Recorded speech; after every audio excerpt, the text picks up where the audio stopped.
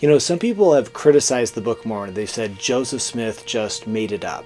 The distinctive voices show that the Book of Mormon is a multi-authored work. It's not made up by Joseph Smith.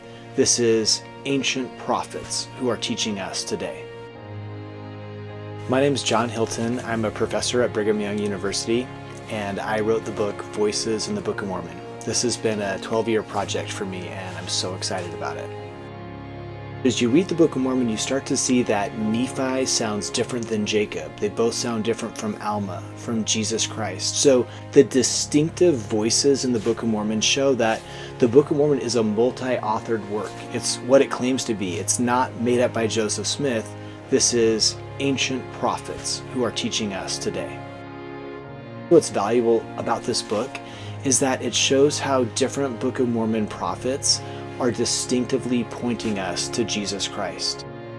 For me, one of the things that has touched me the most is learning about the specific voice of Jesus Christ in the Book of Mormon.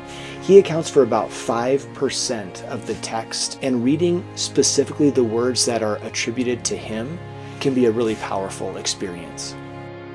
Working together with several other professors, we looked at the Book of Mormon and we split apart the text by the person who was speaking. Let me give you a little example. Think about the words God and Lord. Honestly, for me, I would kind of consider these words to be interchangeable. But as you're reading 1st Nephi, 2nd Nephi, and Jacob, turns out that there's a distinction between how those authors use these two words. Nephi is much more likely to say the word God than Lord, and Jacob's the opposite. He's more likely to say the word Lord than God. In 2nd Nephi 9 and 10, it's Jacob speaking, not Nephi. His pattern of using Lord more than God that appears. That's one thing that I hope people gain from this book, is an increased testimony of the truthfulness of the Book of Mormon. I also hope that as people read the distinctive voices of prophets and focus on that new insights and principles will stand out to them in ways they haven't seen before.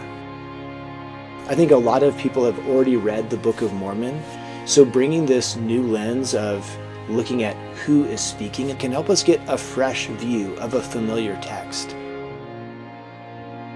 This book is about the unique voices in the Book of Mormon, how individual prophets distinctly testify of Jesus Christ and what we can learn from their words.